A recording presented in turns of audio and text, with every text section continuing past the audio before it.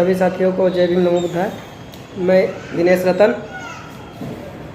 Ghazipur border पे हूँ, जहाँ पे लगभग 78 दिन से किसान आंदोलन कर रहे हैं।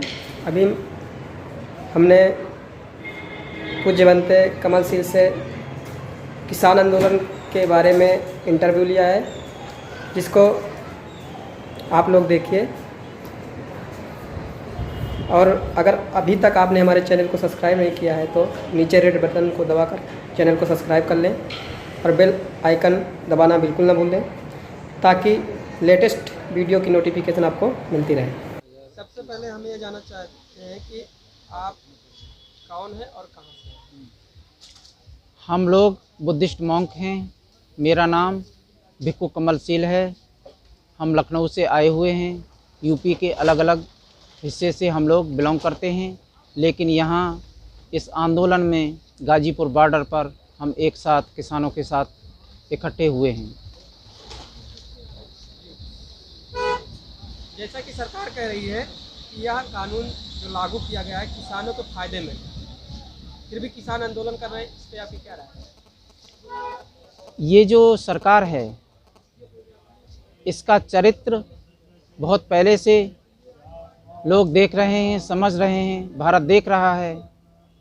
इसने जो कहा वो इसने नहीं किया, जो नहीं कहा वो ये सरकार कर रही है। इसलिए ये चरित्रहीन सरकार है, क्योंकि ये पवित्र कुर्सियां हैं, इन पर बैठ के वो देश का नुकसान कर रहे हैं। ये जो बिल है, कानून है, ये कानून अडानी अंबानी जैसे धन्ना सेठों के लिए बनाया गया है। ये बहुत पहले से प्री प्लानिंग के तहत किया गया काम है।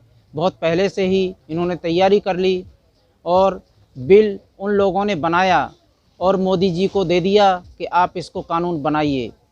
जब उन्होंने बिल बनाया, उसी समय अपने वेयर हाउस, बड़े बड़े गोडाउन ये सब तैयार कर चुके थे और सरकार ने उस बिल को कानून बना दिया और उस पर लिख दिया ये किसानों का कानून है। इसलिए ये किसानों का नहीं है। जब किसान को पता चला कि ये हमारे हित में नहीं है और ऐसे समय पर इस कानून को इन लोगों ने बनाया, जिस समय कोरोना की वजह से पूरे देश को इन्होंने ब्लॉक कर दिया था, बंद कर दिया था, जिससे कि कोई हमारे खिलाफ आवाज़ भी ना उठा सके। और इन्होंने बिना चर्चा के उस बिल को कानून बनाकर, किसानों का कानून बनाकर राष्ट्रपति के सिग्नेचर करा दिए और ये कानून बन गया। जब इसके बारे में बाद में धीरे धीरे किसानों को पता चला कि अरे ये तो हमको बर्बाद कर डालेंगे, हम तो किसान बचेंगे नहीं, हमारे पास कुछ नहीं बचेगा, तो जो जागरूक किसान थे हरियाणा और पंजाब के, उन्होंने वहाँ पर अपने क्षेत्र में आंदोलन शुरू कर दिया। जब सरकार ने उनकी बात नहीं सुनी तो उन्होंने सोचा कि हमको दिल्ली चलना चाहिए, इनको घेरना चाहिए। जब दिल्ली आए तो उन्होंने दिल्ली में रामलीला मैदान मांगा कि हमको यहाँ पर अपना आंदोलन करना है। सरकार ने चारों तरफ से दिल्ली को सील कर दिया और किसानों के ऊपर पानी की बौछारें की, आंसू गैस के गोले छोड़े, इतनी ठंड में उनके ऊपर ठंडा पानी बरसाया गया। ये सब पूरे देश ने देखा, हम लोगों ने भी देखा। हमको अच्छा नहीं लगा, बहुत ख़राब लगा कि ये कैसी क्रूर सरकार है जो किसानों का दमन कर रही है, ऐसा कर रही है। और हम उसको सोच के कि ये ठीक नहीं है, किसान का सब कुछ जा रहा है। जब किसान के पास रोटी नहीं होगी तो वो हमको रोटी कहाँ से देगा? इसलिए हमको जीवित रहना है तो हमको रोटी चाहिए। चाहे हम लखनऊ में रहें, कहीं भी रहें, वहाँ भी किसान ही रोटी दे रहा है और यहाँ भी हमको किसान रोटी दे रहा है। इसलिए हम किसान के दुख में उसका समर्थन करने के लिए यहाँ पर चले आए। आज हमको 45 दिन हो चुके हैं और यहाँ जब तक किसान रहेगा तब तक हम यहाँ पर रहेंगे। जी, जैसा कि हमने पढ़ा और जाना भी है कि जब जब भी मानवता पे जुर्म होता है, अत्याचार होता है, तो जो बौद्ध अनुयायी होते हैं और अम्बेडकराइज होते हैं, वो हमेशा मानव का साथ देते हैं। लेकिन यहाँ पे इतने दिन से आंदोलन चल रहा है, अभी जब हम देखें तो सिर्फ आप ही का ये कैंप दिखा, तो आप क्या कहना चाहेंगे कि कहाँ पे हैं अम्बेडकरवादी और बौद्धवादी? ये दो विचारधाराओं की लड़ाई है, दो विचारधाराओं का टकराव हो रहा है। एक विचारधारा है जिसको श्रमण संस्कृति कहते हैं। वो संस्कृति गुरु नानक की, भगवान बुद्ध की, डॉक्टर अंबेडकर की, कबीर की, गुरु रविदास की, शहीद भगत सिंह की, ऊधम सिंह की, इशफाकुल्ला खां की, ऐसे महापुरुषों की संस्कृति है। दूसरी संस्कृति है जो बैठ के एक जगह बैठ जाती है, दूसरे लोग कमाते हैं और उनको देते हैं, उसको खाती है। वही लोग आज सत्ता में बैठे हुए हैं और वो श्रमण संस्कृति पर आघात कर रहे हैं, उसको नष्ट करना चाहते हैं और सब कुछ, पूरे देश का सब कुछ अपने पास रखना चाहते हैं। इसलिए महापुरुषों की धरती, ये अहिंसावादी लोग हैं, हम लोग भी अहिंसावादी हैं। भगवान बुद्ध ने करुणा का, दया का संदेश दिया है। हम लोग भी यहाँ पर हैं। ये आंदोलन बहुत शांति से, अहिंसात्मक रूप से चल रहा है और आगे भी जब तक ये सरकार की सद्बुद्धि नहीं होगी तब तक किसान यहाँ पर बैठेगा। जब तक ये काले कानून हैं ये वापस नहीं होंगे तब तक किसान यहाँ बैठेगा और हम भी उनका साथ देंगे। सरकार कह रही है कि बस केवल एक फ़ोन की दूरी है, तो आप इस पे क्या कहना चाहेंगे? ये सरकार हमेशा झूठ बोलती है, झूठ बोलती आई है। इसने कोई भी अच्छा काम अभी तक नहीं किया।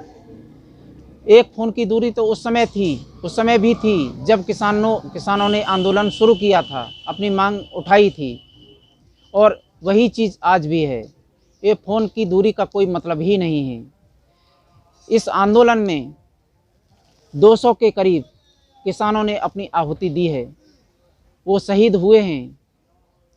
इस सरकार का एक भी आंसू पिघला नहीं, आंखों से आंसू किसानों के लिए नहीं निकला। उन्होंने एक भी, किसी सरकार के किसी भी व्यक्ति ने किसानों के लिए संवेदना व्यक्त नहीं की। ये इतने क्रूर लोग हैं, इसलिए ये विश्वसनीय नहीं है। इन पर किसी भी तरह का विश्वास नहीं किया जा सकता। एक फ़ोन की दूरी, कॉल का क्या मतलब है? प्रधानमंत्री को चाहिए था कि उसने जब वोट मांगा, सरकार ने जब वोट मांगा तो सबके पैर छुए, हाथ जोड़े कि हमको वोट दीजिए, हम आपकी रक्षा करेंगे, सुरक्षा करेंगे। और वही आज, पहले कहते थे हम जनप्रतिनिधि हैं, सेवक हैं, आज वो उसी वोटर के ऊपर अत्याचार कर रहे हैं। इसलिए इनका विश्वास कभी किया ही नहीं जा सकता। तो एक कॉल की दूरी का कोई मतलब ही नहीं है। एक कॉल का मतलब है सीधा सीधा किसान आपसे जो मांग कर रहा है उसके अधिकारों को उसको दे दीजिए। कॉल की वो दूरियां हमेशा के लिए ख़त्म हो जाएंगी। जैसा कि अभी पिछले कुछ दिनों से विदेशियों का हस्तक्षेप भी हो रहा है किसान समर्थन में। सरकार कह रही है कि विदेशी हस्तक्षेप कर रहे हैं, तो इससे आप क्या कहना चाहते हैं? वो मूर्ख हैं। विदेशियों को उन्होंने देश के अंदर लाया है। ये जितनी भी चीज़ें हैं सब बेच रहे हैं, सब विदेशियों को बेच रहे हैं। ये सब विदेशी लोग हैं जिनके हाथों में देश जा रहा है। ज़्यादातर ये सब कुछ, चाहे वो एयरपोर्ट हों, रेलवे हो, चाहे बीमा कंपनियां हों, चाहे बैंक हों, और भी जितनी भी संपत्ति देश की है, जो पब्लिक की संपत्ति है, पब्लिक टैक्स देती है, पब्लिक की संपत्ति को उन्होंने कुछ चंद लोगों को बेच दिया है। केवल किसान बचा था, उसको भी ये लोग बेच रहे हैं। इसलिए ये संपत्ति को नुकसान पहुंचा रहे हैं और धन्ना से और अपना घर भर रहे हैं। ये अच्छा नहीं है। ये देश का बहुत ही बड़ा दुर्भाग्य है कि ये ऐसे शैतानों के हाथ में हमारा देश चला गया है। इसके जिम्मेदार हम लोग हैं कि हम धोखा खा गए, ऐसे शैतानों के हाथ में हमने देश को सौंप दिया। हमने वोट किया था कि ये हमारी सुरक्षा करेंगे, देश की सुरक्षा करेंगे, लेकिन ये सबसे बड़े देश के भक्षक बन गए हैं और देश को पूरी तरह से नष्ट करने पर तुले हुए हैं। आज 6 फरवरी है। आज जो चक्का जाम आंदोलन की रूपरेखा क्या है? ये जो चक्का जाम है इसीलिए है कि दिल्ली को घेर के जो भी किसान बैठे हुए हैं उनकी सरकार सुन नहीं रही है। इसलिए आह्वान किया गया है कि पूरे देश में जहाँ जो भी लोग हैं यहाँ नहीं आ पाए हैं वो अपनी नैतिक जिम्मेदारी को निभाएं और जहाँ हैं वहीं पर इस पूरी व्यवस्था को पूरी तरह से ठप कर दें, शायद उसके कानों में आवाज़ पहुँचे, इसलिए ये किया गया है।